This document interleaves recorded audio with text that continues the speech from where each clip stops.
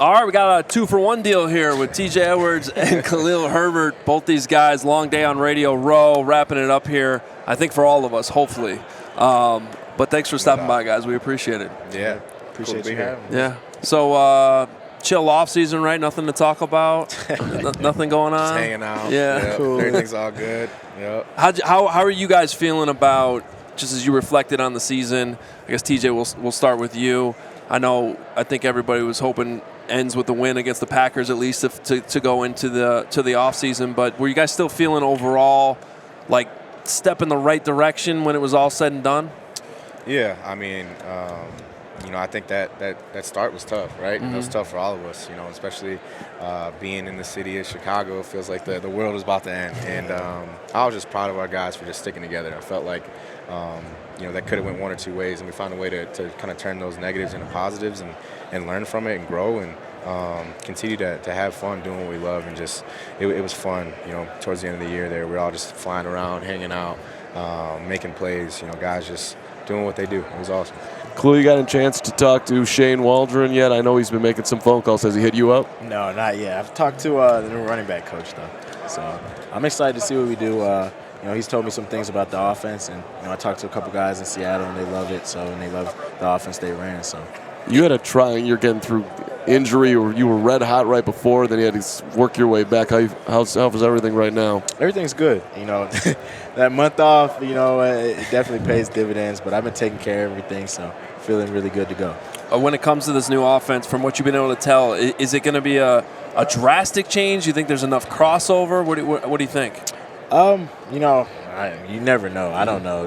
We haven't really. They've watched film, and we haven't put any install in yet, so we'll see. But I know we'll be running the ball, so that's one thing. TJ, you mentioned just playing in Chicago, and especially when things aren't going well, how tough that can be. Obviously, the area, the market. What was it like when you were actually in it as a player, kind of going through that tough start at the beginning of the year? Yeah, I mean, adversity, it hits you in all different ways. You never kind of know what's going to happen in every year, but there's always going to be something come up in the year. We just kind of had a tough stretch, but, I had a lot of positive reinforcement as well from, the negatives, but it was, it's football, right? It's the NFL, and, your team's very passionate about what we do, and they want to see us win, and so do we. So, we were hurting just as much as they were, but we knew we had to, buckle down and get to work and turn it around. What do you know about Eric Washington? Not a whole lot right now.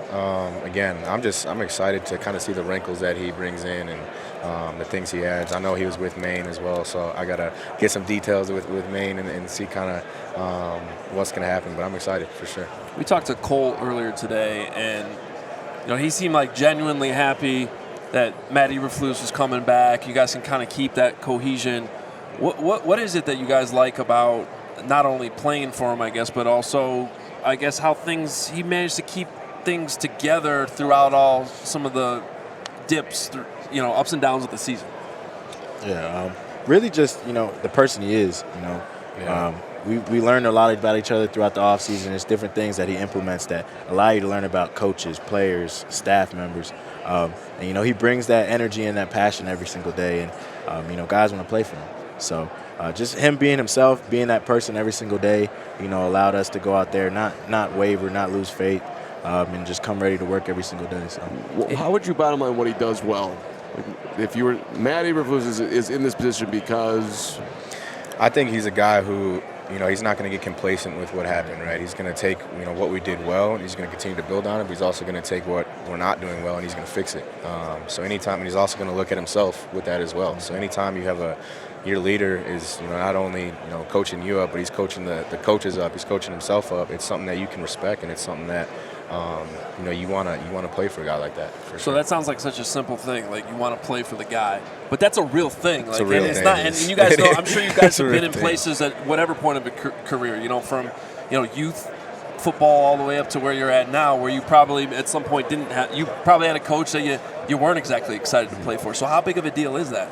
it's a huge deal. I mean, having that guy, it's just like your teammates. You want to play for your teammates. Yep. Having that coach that you want to play for, at the end of the game, when you get a dub and he's in the middle talking, everybody's excited. And you just have that love for one another. So you want to have that feeling every single week. And, he brings that every single week. So, yeah. And he's got all the nicknames, too. We're still trying to figure out our nicknames. He said he's got nicknames. I don't know if you want them. Yeah, so the nicknames aren't as popular? Oh, man.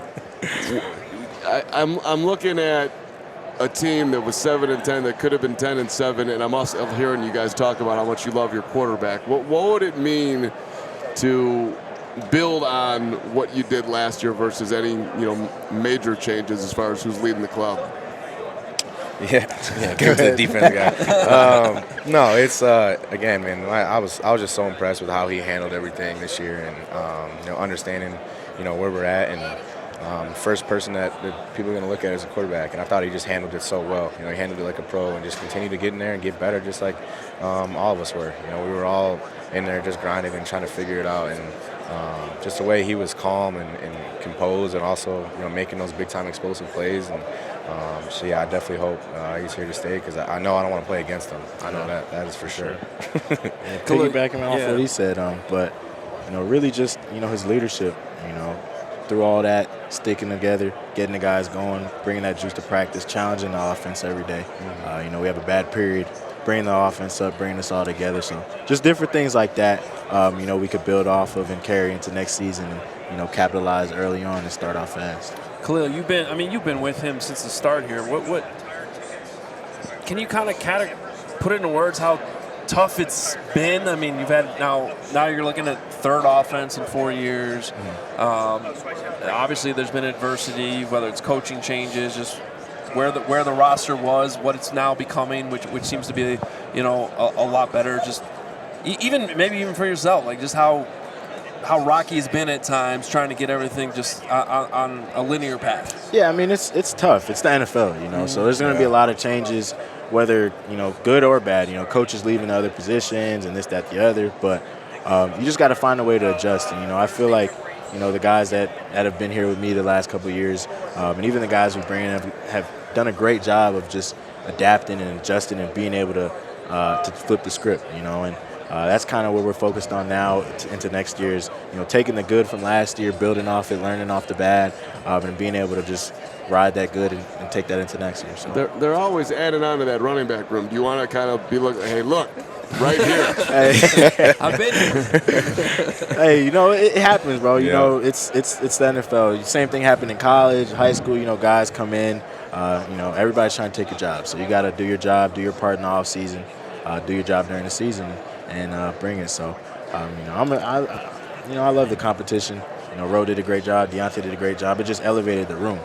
Darrington did a great job when he came. And so just having guys that can elevate the room makes the room better, makes the team better. So adds everything to it as a whole. TJ, take us inside when the defense is humming. Yeah. When you guys are flying around, like you said, you're having fun. Yep. Like just having fun. What's that like? Just what's that like to be a linebacker when you guys probably can't wait to just get on the field and then, of course, get off the field because you got to make the big play. But it just seems like you guys were having fun there. Yeah, no, we were having an awesome time. We got, from top to bottom, there's just a lot of characters on this team, offense, defense, special teams. So when guys can, when we're playing well and having fun and those characters start to come out, and there's nothing better, man. So it was awesome, towards the back end of the year. But, again, I thought we were just playing aggressive, playing with energy and passion, and that's what, our coach preaches, and that's what we believe in. And we started really putting it together at the end, for sure. How big of a difference did Montez Sweat make? Yeah, big difference. Yeah, I mean, shoot, I saw him for 4 years in Philly, so I kind of already knew what I was, getting into. But I thought he just came in from day one, though, and it was just humble, went to work, and he clicked with everybody right away. And I didn't realize he was that big until I first met him. I was like, first dude off the bus is him. Walks like a slender man, bro. But yeah, he did do a great job. Just it's a lot having to have that on the defensive side. As an offensive mind, I'm thinking like playing against guys like that, you got to change your whole protection scheme up, send chips his way and stuff like that. So I know a lot of teams got to account for that, and it changes things up. All the years I've covered the Bears, there's only two players I feel like have been able to just walk onto a team in a game week and then just go out and ball out like that. And the other one was Khalil Mack. When the Bears traded for Khalil Mack, they did it right before the season started. Yeah. I find it so impressive. Now, it's probably easier at that position. Your job's to go get the quarterback. We get it. But still, I mean, that's I don't know how to explain it, but it was very impressive just watching Montez. Oh yeah, I'm just getting traded and then go out there and just and hop ball right out. in. Yeah. Hop right in. Yeah, he's a problem, man. He's a special dude for sure. How did when Flus took over play calling? How did that help you guys? I mean, kind of what we've been talking about. I think his consistency is something that's big time. We knew exactly what he was thinking, and especially since when he started calling more and more games, we knew, in this range of the field, he's probably going to lean towards this on third down.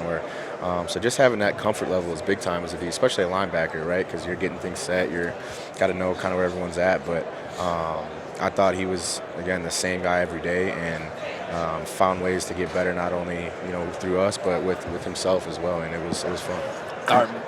You got another one? I got one more. There we go. I'm just curious, you and Tremaine, like when you felt like, okay, I know how you go, you know how I go, we're together out here, along with Jack and everybody else. But the two of you, when did that feel like it had hit?